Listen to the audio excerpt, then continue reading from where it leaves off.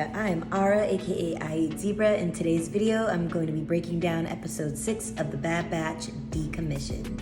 We're going to be uncovering a few Easter eggs and making predictions along the way. So let's get episode opens with the team still at Sid's place on Ord Mantell. Omega is doing some target practice with what appears to be an energy bow, similar to the ones the Night Sisters of Dathomir use. Echo is training her on how to shoot while we see a weak way and an Ithorian placing bets on Omega's accuracy and causing a bit of a distraction. Echo teaches Omega the importance of consistency in training if she is to be a soldier on their team. Echo is a former ARC trooper, which is one of the highest ranks for clone troopers in the Grand Army of the Republic.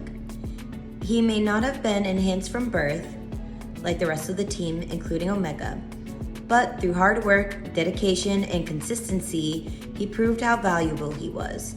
These are the same skills he is trying to instill in Omega, and it is why he is pushing her to keep training until she consistently hits her targets.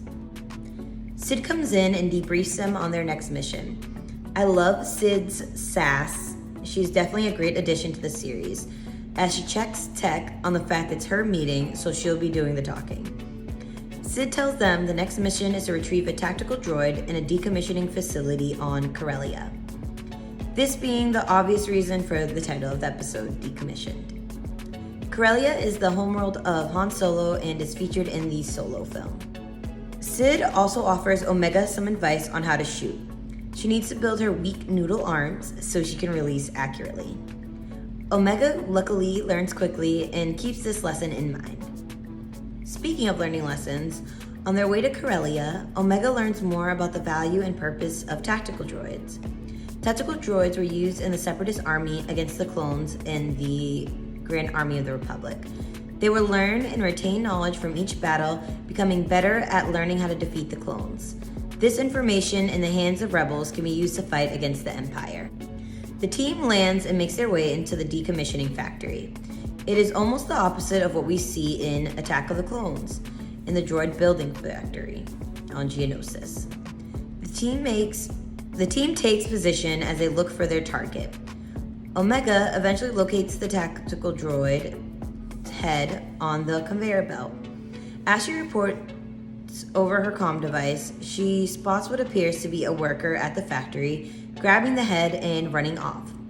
As she goes to pursue, she's stopped by another worker, and once she speaks, fans of the Clone Wars should recognize the voice of Rafa Martez. The Martez Sisters, Trace and Rafa, appeared in the final season of the Clone Wars alongside Ahsoka Tano. They are originally from Coruscant, which is the location of their first meeting with Ahsoka.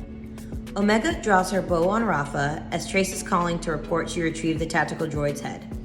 As she is running away, she ends up getting caught by Hunter, Tech, and Echo, and they have her cornered. Rafa, noticing that Omega's arms are a bit shaky, tries to disarm her. As they tussle, Omega accidentally fires her bow, setting off the alarm. The factory workers then proceed to put the facility into lockdown, and police droids are called in. Both groups try to make their way out, while both teams chase after the tactical droid head, passing it off between one another. They encounter fire from the police droids.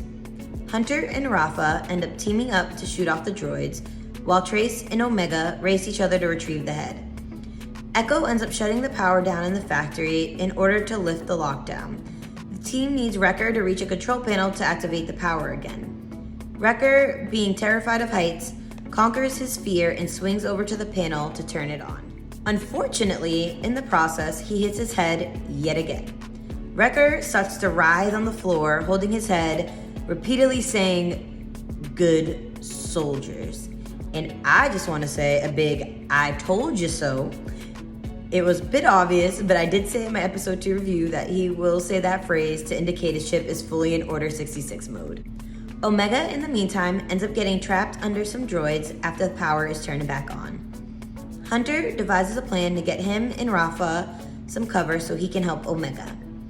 Omega falls into the smelting area and starts trying to climb her way out. Trace goes to help Omega and is assisted by Hunter just in time. Rafa, Trace, Hunter, and Omega team up and agree they all need to work together to get out. Wrecker, still incapacitated on the platform, is the only one isolated from everyone else. Tech calls out for him through the comm channel, and we can hear the voice of Crosshair repeating, "Good soldiers follow orders," as the others are gathered around trying to devise a plan to escape. Trace mentions they need a diversion. Rafa then repeats her, and Trace jokingly comments, "Is there an echo in here?" Then, with perfect comedic timing, Echo pops up like... Echo then works with Trace and Tech to get access to the tactical droid's controls so they can activate the droids in the factory to attack the oncoming wave of police droid. That is when Wrecker pops in to create the diversion they were looking for, doing what he does best, in wrecking some clankers. Tech hacks into the control panel to make a copy of the information, but then hands it to Trace to make the orders. As the droids fend off the attack, they all then make their way to the Martez Sisters ship. While they are making their escape, Trace accidentally drops the head and it gets destroyed by blaster fire. Unbeknownst to her, Tech and Echo had a backup of the data. They then fly off. On the ship, Trace mentions how they went through all that trouble for nothing. Omega mentions Sid's buyer being upset, and Rafa makes a valid argument. She tells them that they knew the information was dangerous, but they did not know or care to know who they were giving the information to. The contact they are working for is part of the resistance against the Empire and wants to use the information to help people. And if the Bad Batch is different, then they are okay with just selling off the information without asking questions, posing a moral dilemma for the members of the Bad Batch. Omega invites the Martez sisters to meet them on Ord Mantell, and they go to part ways.